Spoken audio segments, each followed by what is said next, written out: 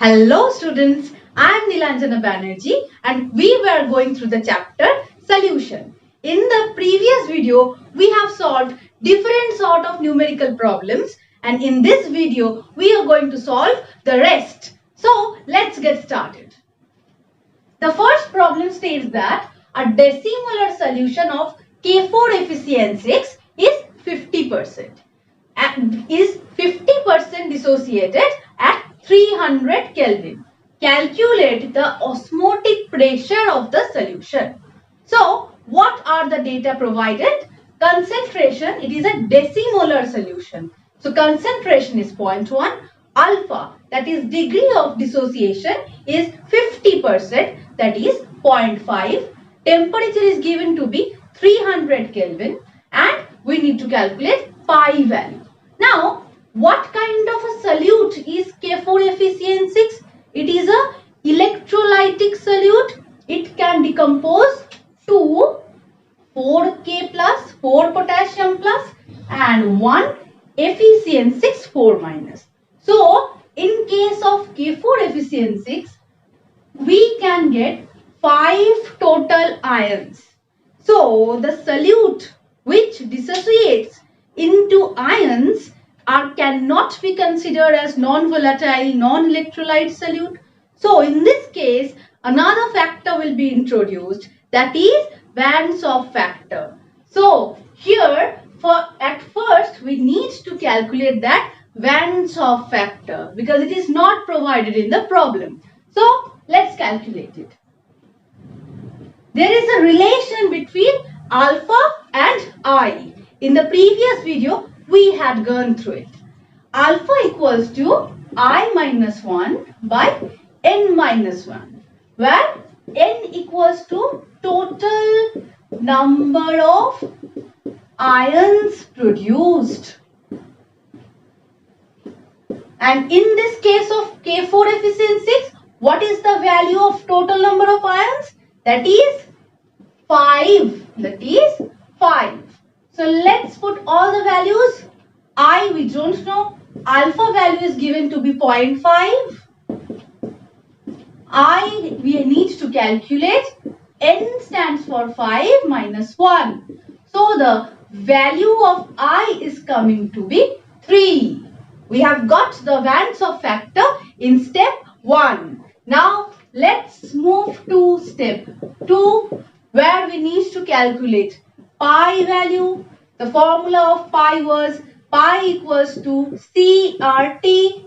In this case, as the solute is electrolyte, so we need to multiply the factor with I and hence in case of concentration we are putting 0.1 for R 0.082 as we have to need to take R in liter ATM unit. I have mentioned in the previous video. Temperature given, it is 300 and I we have calculated that is into 3. So, the final value is coming to be 7.389. You need to mention the unit, that is ATM. So, here goes the first problem. So, the second problem is telling us that what will be the value of Van-Hoff factor for benzoic acid if it dimerizes in aqueous solution. No, so second part we will see later. Let's move with the first part. What will be the value of Van-Hoff factor for benzoic acid? What is the structure of benzoic acid? It is CH3COOH. Here goes the structure. Now, in this case, we all know it dimerizes in this way. So, it is a hydrogen bond which helps to dimerize two molecules of benzoic acid. Now, this is a case of dimerization. That means association of two molecules of benzoic acid. Hence, here what we need to calculate is I and the formula we are going to use is the relation between degree of association with Van-Hoff factor. And the formula states that alpha dashed or beta, we represent it as both, equals to I minus 1 divided by 1 by n minus 1. Now what is this n? N is the number of molecules involved in the association. So n equals to number of molecules involved in the association. So let's put the values. Let us calculate it as beta. Beta equals to I. Vance-Off factor needed to be calculated. What will be the value of n here? It dimerizes, so it is involving 2 molecules. So the value will be 2 minus 1. And for beta, we are going to take the value as 1 as it dimerizes to form a single molecule. So 1 equals to I minus 1 by 1 by 2 minus 1 gives I equals to 0.5. So I equals to 0.5. Now let's go to the second part of the problem. How will the experimental molecular weight vary with respect to normal molecular weight? So what was the definition of Vance-Off factor? What was the definition of I? It was defined as observed colligative property by the experimental value of colligative property. Observed by experimental. So in case of molecular weight, here we can write I equals to molecular weight which is observed divided by molecular weight which we need to calculate from here, that is which is experimental. So I here with respect to molecular weight can be defined as molecular weight which is observed by molecular weight which is got from the numerical problem which is experimental. Now observed molecular weight of benzoic acid or acetic acid is given here is 122. So the value of observed molecular weight is 122. We don't know the value of experimental one. Value of I, it is 0.5. So what is the molecular weight obtained from the problem? It is just double 122, that is 244. Now see, we can conclude that in this case as benzoic acid dimerizes, so we are going to get a doubled molecular weight. We are going to get a doubled molecular weight. Okay students? The problem number 3 which came in 2016 tells that at 300 Kelvin 5% aqueous solution of glucose is isotonic with 1.1% NaCl. Calculate alpha of NaCl, that is degree of dissociation of NaCl. So the term we are getting here is isotonic. That means the solution having same osmotic pressure. It is isotonic with the solution of NaCl is isotonic with the solution of glucose. So we can write the data. Pi of glucose equals to pi of NaCl. Now glucose is a non-electrolyte solute, but NaCl is an electrolytic solute. For NaCl, we are going to get a value of Vance-Off factor, that is I. But for glucose, the value of I will be 1 as it is non-electrolyte. So, weight of glucose by molecular weight of glucose into 1 by volume of solution. This was the formula of pi, yes, equals to weight of NaCl by molecular weight of NaCl into again 1 by volume of solution. Here we need to multiply the factor with the Vance-Off factor, that is I. And in the first part we need to calculate this value of I. Let's put the data. weight of glucose, it is told, it is 5. Molecular of weight of glucose, it is 180. 1 by volume of solution, it is percentage. So the volume will be 100 ml, and in liter, if we convert, it will be 0.1 equals to weight of NaCl. Sodium is 23 and chlorine is 35.5. So weight of NaCl is told 1.1. Molecular weight of NaCl 23 into 35.5, that is 58.5, into again the volume of solution is, percentage is mentioned, so 0.1, 100 ml to 0.1 liter into I.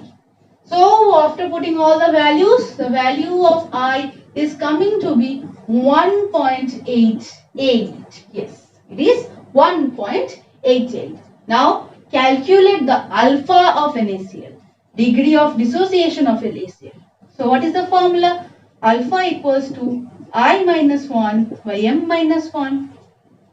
Here I is 1.88 minus 1. M is the number of ion present. For NaCl it is Na plus and Cl minus. So it is 2 minus 1, and the answer is coming to be 0.88. Can we leave the answer like this? No. We will tell NaCl will dissociate by 88%. Now let's go to problem number 4, which came in 2017. A 0.15 molar aqueous solution of KCl exerts an osmotic pressure of 6.1 atm at 310 Kelvin. Calculate the degree of dissociation of KCl. Extremely easy one. So what will be the formula? Pi equals to I into CRT. For pi, it is given to be 6.8 I into C, concentration is 0.15 into R is 0.082, temperature is 310. So from the first part, I is coming to be 1.751.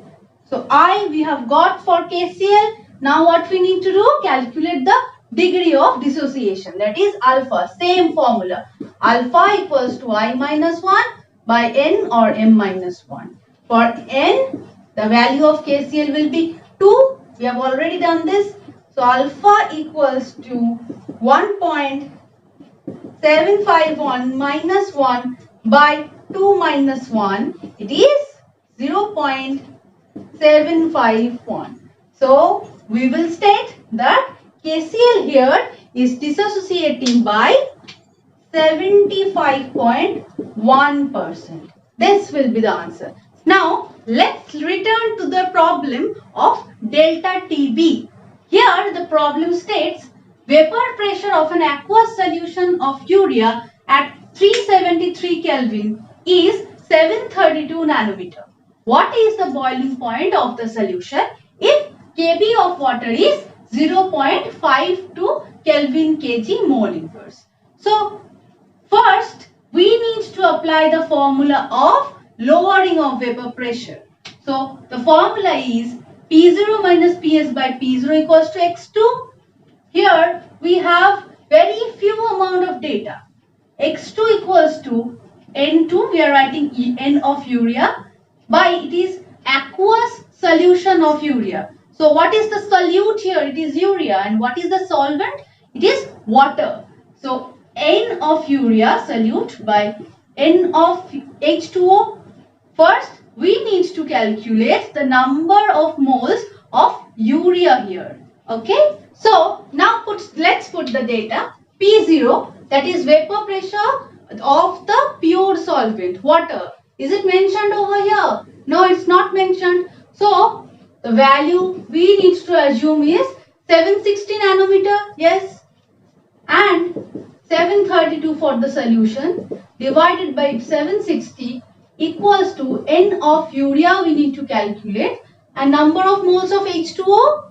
It is obviously weight, that is 1000 gram. If it is not mentioned, we have to consider it as 1 kg, that is 1000 gram. by 18, 55.5. So the N of urea is coming to be 2.047. Is it so? Now, see, now we need to calculate the boiling point of the solution. First, we need to calculate the elevation of boiling point due to non-volatile, non-electrolyte solute. What was the formula? It was delta TB into equals to Kb into molar concentration, Cm. Now, no data, further data is provided over here. So, what will be the value of Cm, molar concentration?